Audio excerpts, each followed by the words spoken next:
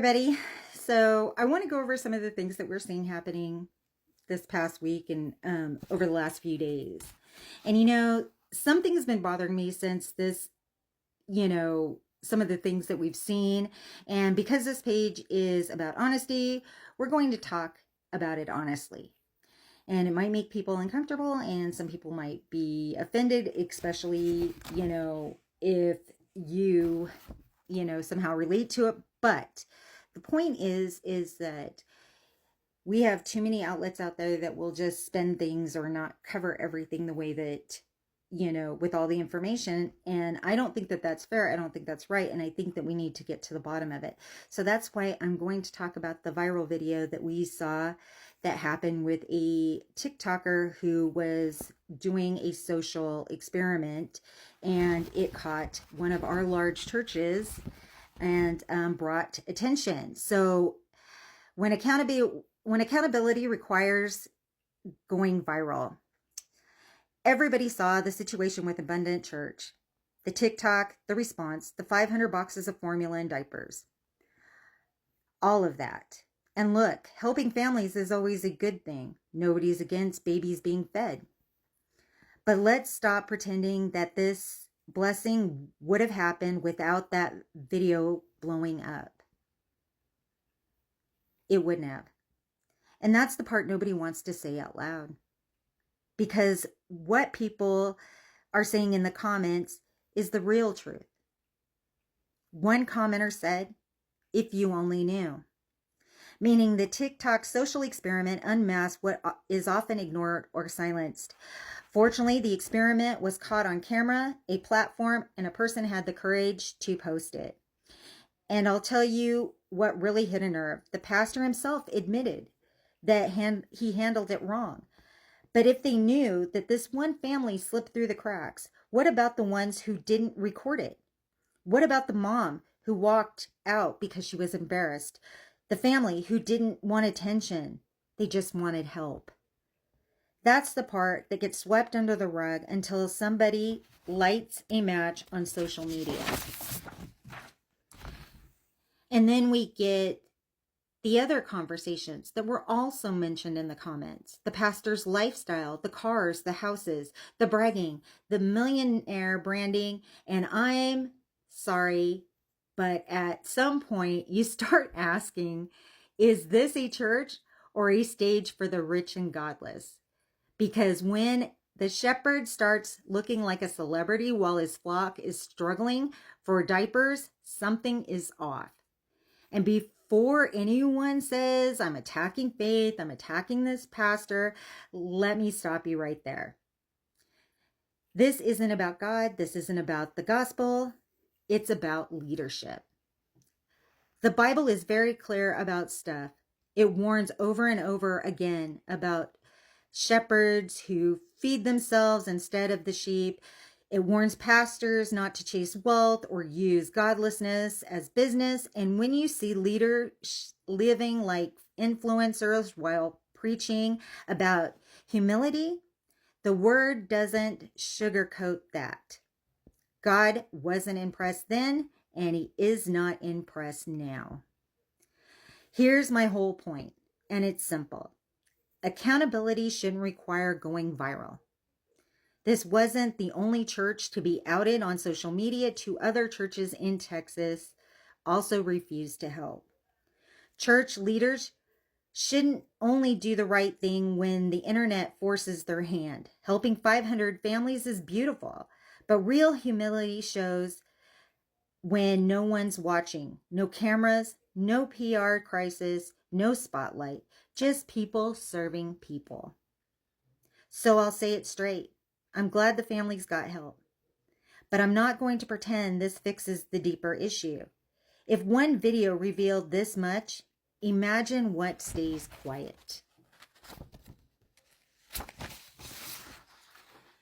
That's the conversation folks are scared to have, and that's exactly why I'm stating it here.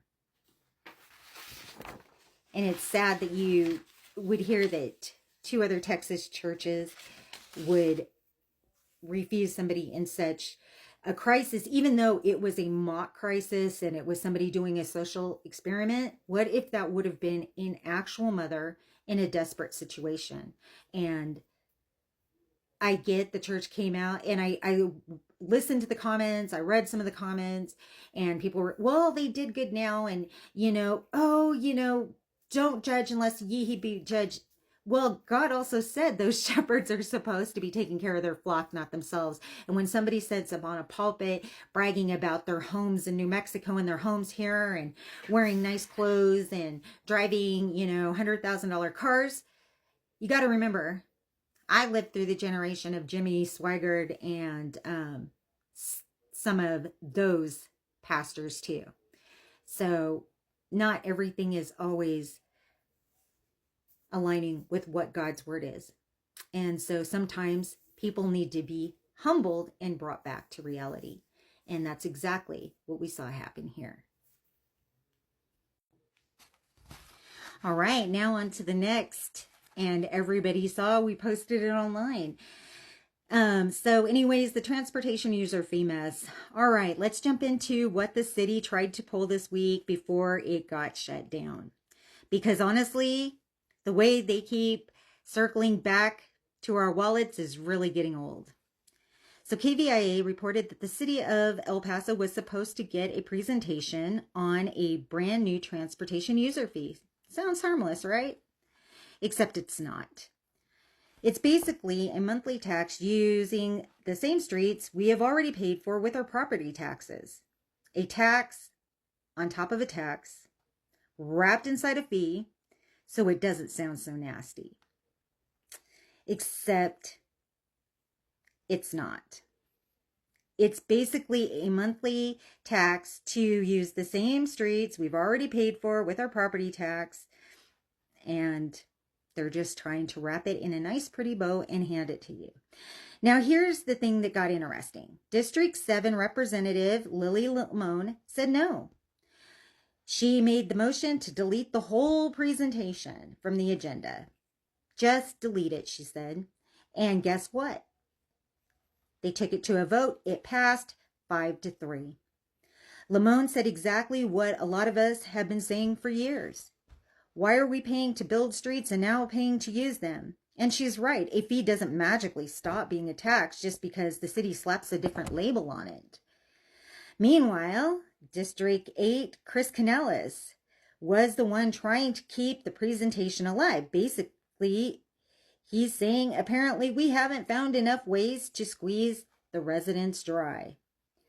Look, the pattern is clear. Instead of managing the city budget, instead of stopping the waste and the pet projects, they keep hunting for ways to take more from the people who are already struggling.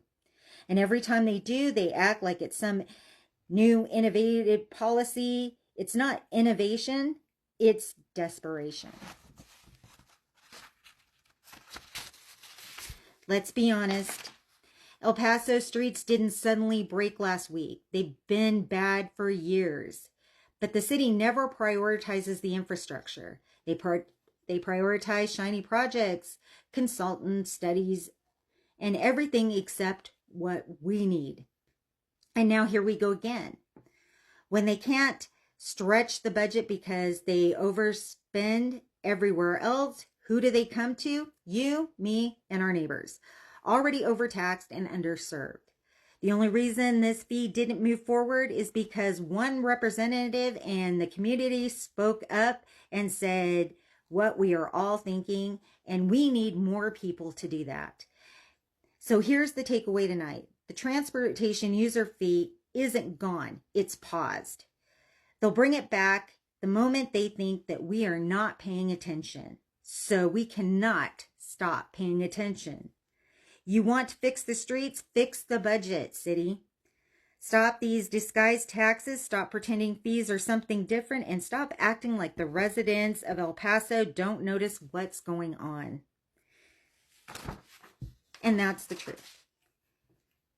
They're just banking on the fact that we are going to stop paying attention and they're going to be able to move this stuff through like they have in the past. The problem is that we are absolutely done with being overtaxed and constantly being hit with fees and charges, all because they fail to manage their budget. They want a deck, and they're putting out ads across TikTok and that on why this would be such a great thing. Chris Canales, District 8 representative, wanted to push that presentation because he thought for sure if I push the presentation, everybody's going to see that we absolutely need to do this. No, what you need to do is go back and fix your budget. Take the money from the deck project and fix our roads. Why don't you start there? But unfortunately for us, we have these elected officials who think that they have an endless cash cow because they just turn around and put it on the backs of the hardworking people of El Paso. So it's time that you guys pay attention, and we need to get out and vote, especially in March. You need to learn who these candidates are, because whether they have an R or D behind their name, a lot of times they aren't exactly who they say they are. And I cannot wait to do the podcast, because we are going to be going over each one of these candidates and the things that we know and the people and who you should be looking out for, because we don't need more Samaniegos, Veronica Escobars, or any of that. So we are going to be looking into those things. But the other thing is, Escobar came out today too, and also was talking about Tom Horman, who is coming to El Paso to speak at UTEP as part of TP USA El Paso. And what is really just blatant hypocrisy is that we saw that she did this spiel on the conditions at the Montana facility, but she doesn't mention the fact that when they ran the one here in the Northeast, there was massive complaints. Yet you didn't see them on the 5 o'clock news. In fact, local media didn't cover it at all.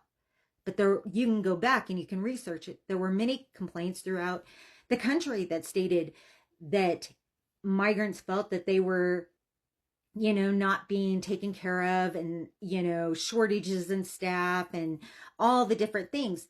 But it's only different because of who the president is. And now it's a bigger issue, and she wants to shed light everywhere. Then today she's talking about Tom Holman coming here. Oh, and he's going to be talking to the very people he's locking up behind bars. No, the thing is, Veronica Escobar, the thing that you haven't learned is that people are in support of people coming here legally. But nobody should have the right to cut in line, surpass everything else that other people have paid and worked their butts off to earn. And you keep forgetting that. And then while you're so focused on the people who are undocumented and coming here illegally, you then ignore the fact that we have issues right here. You set criminals free here in El Paso who went out and killed Laken Riley, Rachel Moran, Maria Gonzalez, and you were called out by that family's attorney because you want to just ignore that, get people to ignore it. Oh, don't look at that. Don't look at that. But we're not ignoring it anymore. We're tired of being pawns in a game that ends up with people being given things that they didn't rightly earn. When the people who are citizens and bust their butt or came here illegally, are being ignored. I wonder how many people out there, honestly, were pushed to the back of the line that literally did everything right and got pushed back because of the chaos and the drama. Judge Samaniego and Veronica Escobar have made it clear where their allegiance lies. I mean, look at the government shutdown. Look at some of the things that are happening. And even when the government opened, instead of going in and working hard to fix things or getting back to, their communities and that, no, they go into the next thing, the Epstein, everything's Epstein. Yet, Epstein was convicted in 2018, 2019? The Democrats had control of that file for 4 years, and now Democrats and their supporters are all of a sudden gaslit on Epstein? Are you kidding me? It's been well documented that Trump was the one who literally turned him in Florida during his 2008 case. But yet, this is the hill they want to die on. Everything is more important than actually doing the work to help better the American people's lives, whether it's attacking ICE, attacking Tom Homan for coming here to talk, which is free speech, but I guess free speech is only good when it's on the other side. But this is the thing that has to change. But those are the things that we should be looking out for future generation. But as you can see, a lot is going on in El Paso. We also saw that they struck down the gas tax hike that was going to be proposed. Thankful for that. But we really need to get out and start holding these city council and county leaders accountable. But it's going to take all of us. And it doesn't take a lot to be able to do this. You can email. If you don't have time to go down there, or you don't want to go down there and sit while these meetings are going on, you can email your representative. And you can,